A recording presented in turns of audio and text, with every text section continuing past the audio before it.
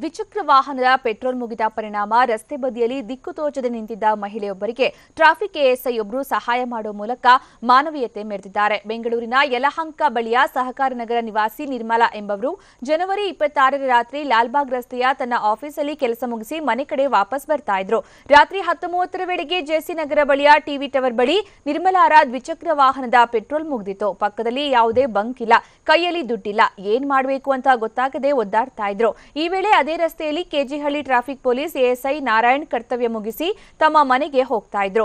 ಕತ್ತಲಲ್ಲಿ ಏನ್ ಮಾಡಬೇಕು ಅಂತ ತೋಚದೆ ಒಂಟಿಯಾಗಿದ್ದ ನಿರ್ಮಲಾರನ್ನ ಕಂಡ ಎಎಸ್ಐ ನಾರಾಯಣ್ ಬೈಕ್ ನಿಲ್ಲಿಸಿ ತನ್ನ ದ್ವಿಚಕ್ರ ವಾಹನ ತೆಗೆದುಕೊಂಡು ಹೋಗುವಂತೆ ಹೇಳಿ ಬೈಕ್ ಕೊಟ್ಟು ಕಳುಹಿಸಿದ್ರು. ಅಲ್ಲದೆ ಪೆಟ್ರೋಲ್ ಖಾಲಿಯಾಗಿದ್ದ ದ್ವಿಚಕ್ರ ವಾಹನವನ್ನ ಮೇಕ್ರಿ ಸರ್ಕಲ್ ತನಕ ತಳ್ಳಿಕೊಂಡು ಬಂದು ನಿರ್ಮಲಾರ ಗಂಡನಿಗೆ ಕೊಟ್ಟು ಕಳುಹಿಸಿದ್ದಾರೆ. ನಿರ್ಮಲಾ ಈ ಕುರಿತು ಎಎಸ್ಐ ನಾರಾಯಣ್ ನೆರವನ್ನ ಸ್ಮರಿಸುತ್ತಾ ಪ್ರಶಂಸೆ ವ್ಯಕ್ತಪಡಿಸಿ ಫೇಸ್ಬುಕ್ನಲ್ಲಿ ಧನ್ಯವಾದ ಸಲ್ಲಿಸಿದ್ರು.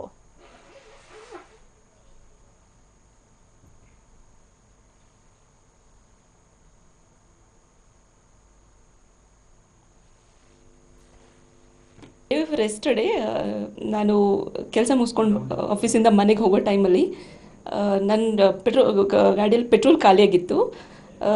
ನನಗೆ ಯಾರೂ ಹೆಲ್ಪ್ ಮಾಡೋರಿಲ್ಲ. ಇವನ್ ನನ್ನ ಕೊಲೀಗ್ಸು ಕೂಡ ಕಾಲ್ ಮಾಡಿದೆ. ಅವರು ಆಲ್ರೆಡಿ ಮನೆ ರೀಚ್ ಆಗಿಬಿಟ್ಟಿದ್ರು. ಅವರು ಪೆಟ್ರೋಲ್ ತೊಗೊಂಡು ಬರೋ ಥರನೂ ಇರಲಿಲ್ಲ. ಇವನ್ ನಾನು ಗಾಡಿನ ತಳ್ಕೊಂಡು ಹೋಗೋ ಪರಿಸ್ಥಿತಿಯಲ್ಲೂ ಇರಲಿಲ್ಲ. ಯಾಕೆಂದ್ರೆ ನನ್ನ ಹ್ಯಾಂಡ್ ಇದು ಸ್ವಲ್ಪ ಫ್ರ್ಯಾಕ್ಚರ್ ಆಗಿದೆ. ಸ್ವಲ್ಪ ನನಗೆ ತಳ್ಳುವ ಶಕ್ತಿನೂ ಇರಲಿಲ್ಲ. ಸೊ ನಾನು ಹಾಫ್ ಆನ್ ಅವರ್ ವೆಯ್ಟ್ ಮಾಡಿದೆ. ಹಸ್ಬೆಂಡಿಗೆ ಕೂಡ ಕಾಲ್ ಮಾಡಿದೆ ಪೆಟ್ರೋಲ್ ತೊಗೊಂಬರೋಕ್ಕೆ. ಅವರು ಮನೆಯಿಂದ ತೊಗೊಂಡು ಬರೋಷ್ಟರಲ್ಲಿ ಲೇಟ್ ಆಗಿತ್ತು. ನಾನು ಅದೇ ಆ ಕತ್ಲೆ ಪ್ರದೇಶದಲ್ಲಿ ವೆಯ್ಟ್ ಮಾಡ್ತಾಯಿದ್ದೆ. It's I can say it been between TV tower and Mekhri circle.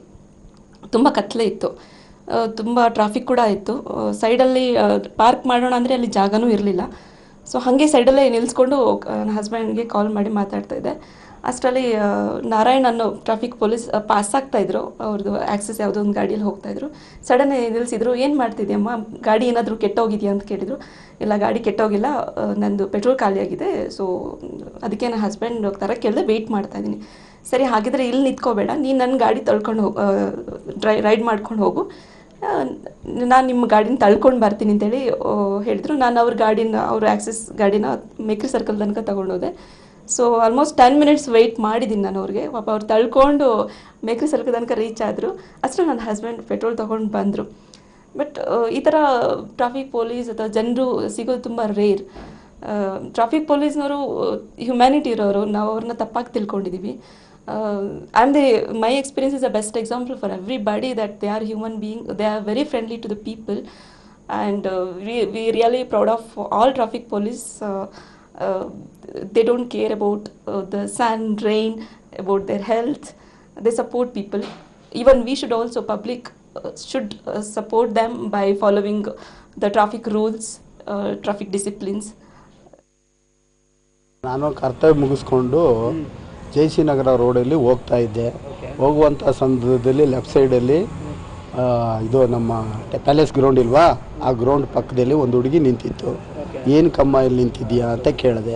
ನನ್ನ ಗಾಡಿ ಪೆಟ್ರೋಲ್ ಆಗೋಗಿದೆ, ಅದಕ್ಕೋಸ್ಕರ ನಿಂತಿದ್ದೀನಿ, ನನ್ನ ಗಾಡಿ ಇಲ್ಲಿದೆ, ನಾನು ಇಲ್ಲಿ ನಿಂತಿದ್ದೀನಿ ಅಂತ ಹೇಳ್ತು. ಕತ್ಲಲ್ಲಿ ನಿಂತಿತ್ತು. ಅವಳಲ್ಲಿ ಭಯ ಅಂತಕ್ಕಂಥದ್ದು ಎದ್ದು ಕಾಣ್ತಾ ಇತ್ತು.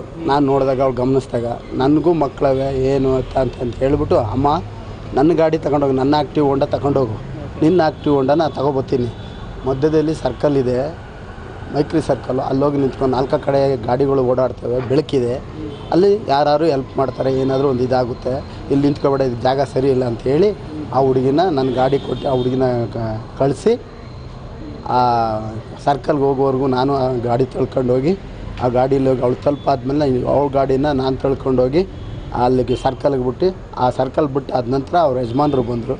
ಅವ್ರ ಯಜಮಾನ್ರಿಗೆ ಆ ಹುಡುಗಿ ತಲುಪಿಸಿ ಅವರಿಬ್ಬರು ಗಾಡಿ ಪೆಟ್ರೋಲ್ ಹಾಕ್ಕೊಂಡು ಮನೆಗೆ ಹೋಗ್ಬಂಗೆ ಹೇಳ್ಬಿಟ್ಟು ಹೋದೆ.